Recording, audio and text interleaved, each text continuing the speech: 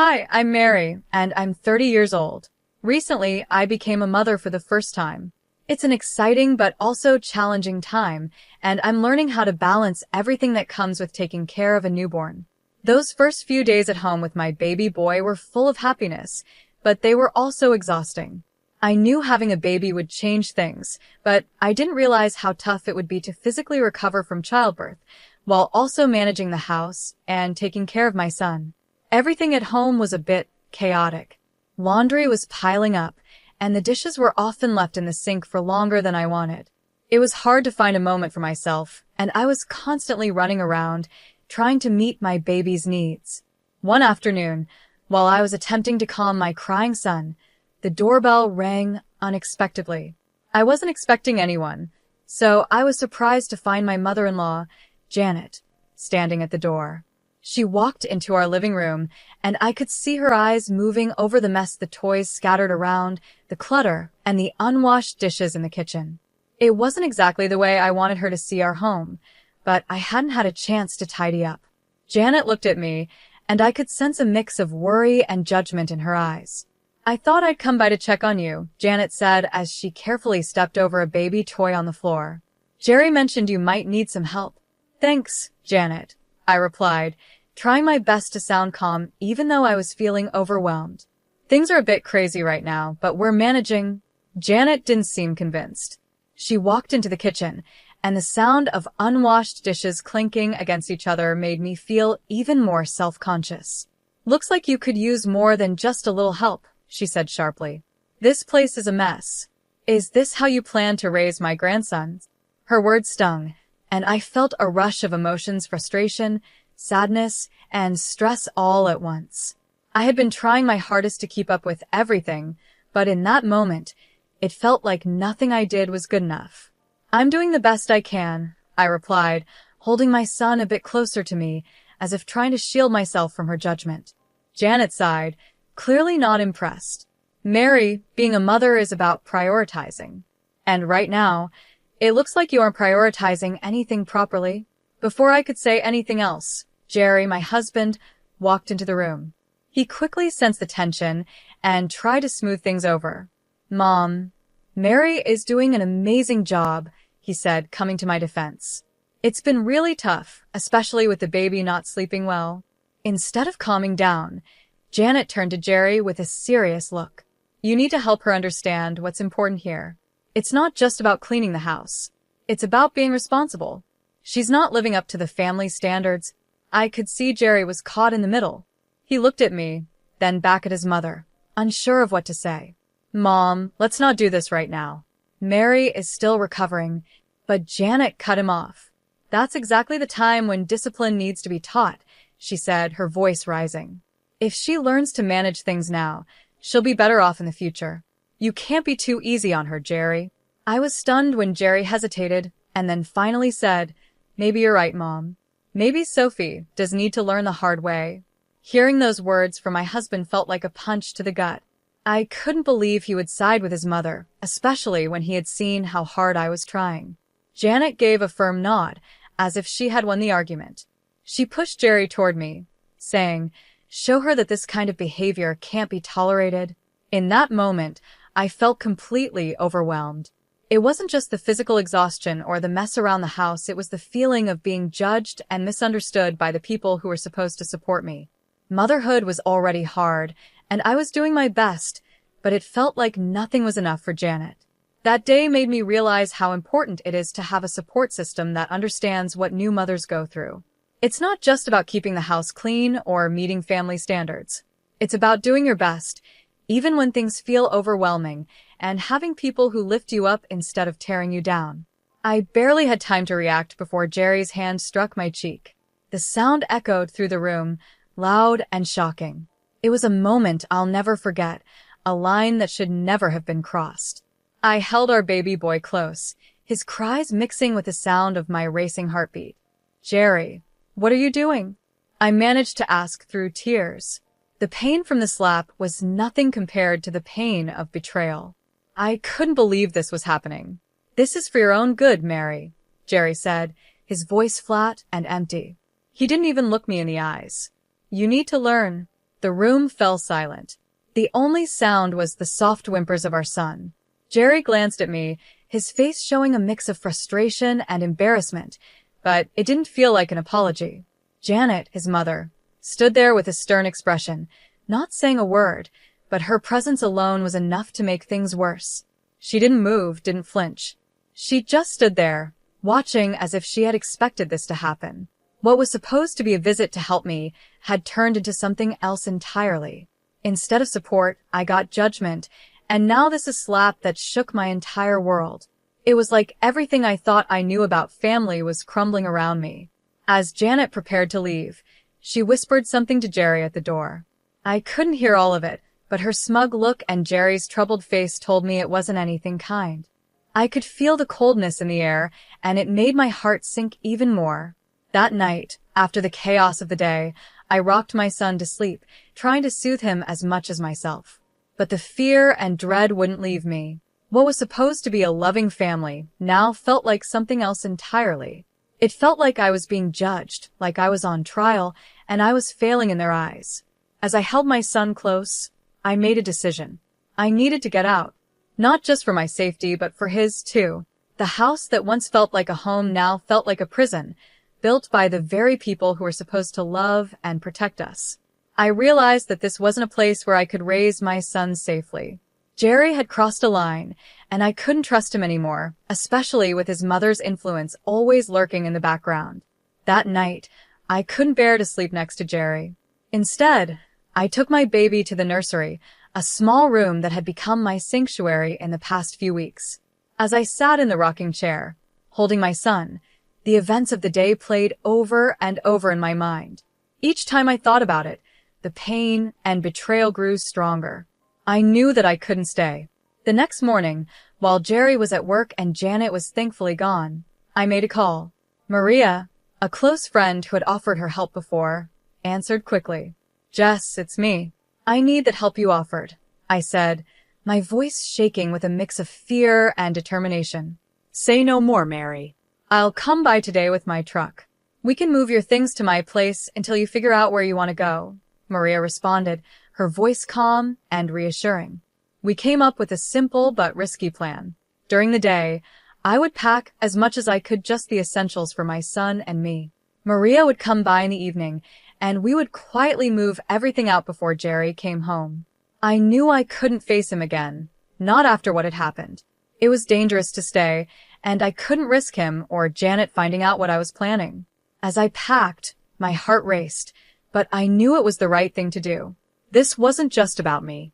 I had to protect my son and give him the safe, loving environment he deserved. I couldn't let him grow up in a house where violence was acceptable, where control and manipulation were the norms. Leaving was hard, but staying would have been harder. This was the beginning of a new chapter for us, one where I could finally breathe, and my son could grow up in peace. I stood there, thinking about what would happen if I faced Jerry again. He might try to apologize, or worse, Janet might convince him to continue controlling me. I couldn't let that happen. I knew I had to leave. All day, as I packed my things, every baby outfit and toy felt heavy with memories. I couldn't stop thinking about the life I had imagined, the family I had wanted to build with Jerry. But the sharp memory of Jerry's slap and Janet's cold, judgmental eyes reminded me that staying wasn't an option anymore. By late afternoon, most of my things were packed into boxes. I hid everything in the garage, trying to stay calm and focused. Maria, my best friend, arrived just as the sun began to set. Her arrival felt like a glimmer of hope in what had been one of the hardest days of my life. Are you ready? Maria asked as she stepped inside, looking at the boxes and bags scattered around. As ready as I'll ever be, I replied, holding my baby boy a little closer to my chest. I had to do this for him, for both of us. We moved quickly, loading everything into our truck. We worked silently but efficiently, as if we had done this 100 times before. The last room I packed was the nursery. It had been my little sanctuary, the only place in the house where I had felt safe and at peace. I took one last look around, saying a quiet goodbye to the life I had dreamed of having with Jerry. But I knew now that this dream was over. As we drove away, I watched the house fade in the rearview mirror. A chapter in my life was closing, and though my heart felt heavy, I also felt a flicker of hope. My baby slept peacefully in his car seat, unaware of the big change happening, but finally, I knew he was safe. This was the first night of our new life, a life where fear and manipulation no longer had control over us. When we arrived at Maria's place, I felt a wave of relief. Her home was filled with warmth and safety, a stark contrast to the oppressive feeling that had taken over my own home. Being there made me even more determined to make sure Jerry and Janet couldn't hurt us again. I realized that simply leaving wasn't enough. I needed to ensure that they couldn't twist the story in their favor or ever put someone else through what I had experienced. I started by reaching out to family and friends, pretending I just wanted to catch up. During these conversations, I carefully gathered bits of information, subtly recording any mentions of Janet's controlling behavior or Jerry's strange willingness to follow her lead. Some people were hesitant to talk, but many hadn't realized how deep Janet's manipulation ran. Over time, I began to collect text messages, voicemails, and even recorded calls that painted a clear picture of what was really happening behind closed doors. The most valuable piece of evidence came when I managed to record a video of Janet coaching Jerry on how to control me. Her words made it clear that this wasn't about concern or love, it was about power and control. Once I had gathered enough evidence, I decided it was time to confront them. I chose a family gathering hosted by Jerry's sister. It was a neutral place with plenty of family members present. Some of them had already hinted that they were uncomfortable with the way Janet dominated the family, so I hoped this would be the right time and place to reveal the truth. On the day of the gathering, I was nervous. My hands shook and my heart raced, but I knew this had to be done. I arrived with Maria by my side, her support giving me the strength to go through with it. As I walked into the room, I could feel the tension. People greeted me with quiet murmurs, but everyone seemed to know something was off. Word about Jerry and Janet's behavior had spread through the family, and even the relatives who lived far away had heard rumors. After the initial greetings, I took a deep breath and prepared myself for what was to come. It was time to show everyone who Jerry and Janet really were, and to finally take control of my life again. I stood up, my hands shaking, but my voice was steady. "I have something important to say," I began, as everyone in the room turned to look at me. I could feel all eyes on me, but I knew this had to be done. It's about Jerry and his mother, Janet, and how their actions have affected not just me and my son, but the whole family. Jerry looked shocked, and I could see the fear in his eyes as he tried to stop me. "Mary, let's not do this here," he said, trying to interrupt, but I didn't back down. "No," I replied, pulling out my phone. "This is not just a personal issue." I connected my phone to the Bluetooth speaker, and the room fell silent. The recordings began to play Janet's cold, controlling voice telling Jerry how to handle me, and Jerry's hesitant agreements. It was all there, plain as day, their plans to fix my behavior. The reactions in the room were immediate. Some people looked shocked, others disgusted. Jerry's aunt, who had always been kind to me, looked heartbroken. She turned to Janet, her voice shaking. "Is this true, Janet? Were you really forcing Jerry to do this?" Janet's face turned red with anger and fear. "These are taken out of context," she snapped, trying to defend herself. But it was too late. Jerry's cousin, who had been quietly observing until now, stood up. "No, they aren't out of context. We've seen signs of this for years, but we didn't want to believe it. That moment changed everything." Family members began to speak up, sharing their own experiences with Janet's controlling ways. Slowly, a picture emerged of a woman who had manipulated her family for years, hiding behind the role of a caring mother.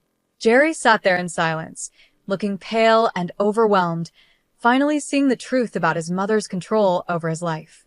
As the family meeting turned into a heated discussion about Janet's influence, I felt a huge weight lift off my shoulders. The truth was out.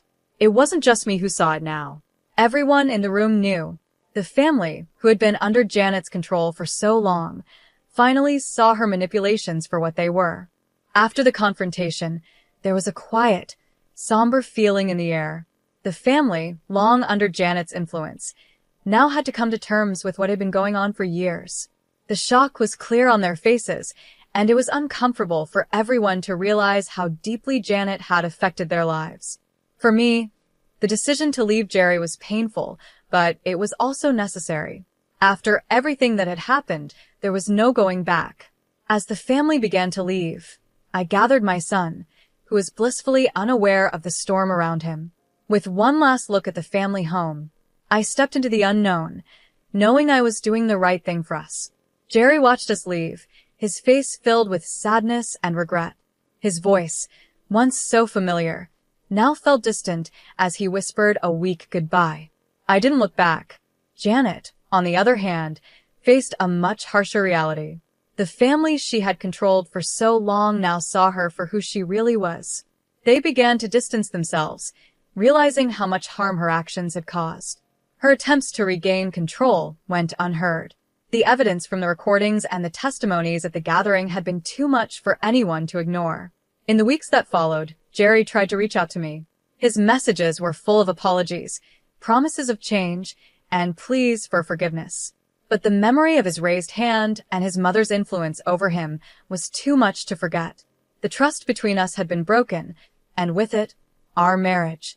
I knew then that this was the end of one chapter and the beginning of a new one. I wasn't just leaving a bad situation, I was starting a new life, one where I could be free from control and fear and focus on raising my son in a safe, loving environment. I found a new home in a small apartment, far away from the neighborhood I used to call home.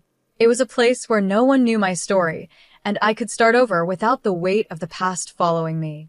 My friend Maria stayed by my side, helping me through this new chapter in life. I was grateful for her support, as I figured out how to build a life that felt safe for both me and my son. My days were simple, but filled with purpose. I spent most of my time caring for my son and slowly putting the pieces of my life back together. The healing process wasn't easy, it was slow, and sometimes it hurt more than I expected. There were days when the weight of everything that had happened felt too heavy to bear. But the freedom to make my own choices, without fear of being controlled or manipulated, kept me going. It felt like a fresh start, a chance to live on my own terms. I started going to therapy, where I learned how to heal from the emotional wounds I carried. I also joined support groups for single mothers, and meeting others who had gone through similar experiences helped me feel less alone. Over time, the broken pieces of who I once was began to come back together. I wasn't the same person I had been before, though. I was stronger now, more resilient. I had learned how to stand up for myself and protect my son from anything that might harm us. My son's laughter became my anchor, pulling me through even the toughest days. Watching him grow and hit new milestones brought me so much joy, and each little moment gave me more hope for our future. As he learned to walk and talk, I felt my confidence growing, too. I was learning how to be a mother, how to build a safe and loving home, and how to live a life that was free from fear. Months passed, and before I knew it, a year had gone by. One evening, after putting my son to bed, I sat down in our cozy living room. It was filled with his drawings and toys, signs of the happy life we were building together. I couldn't help but think about how far we had come. The pain of the past was still there, like a shadow, but it wasn't as overwhelming as it had once been.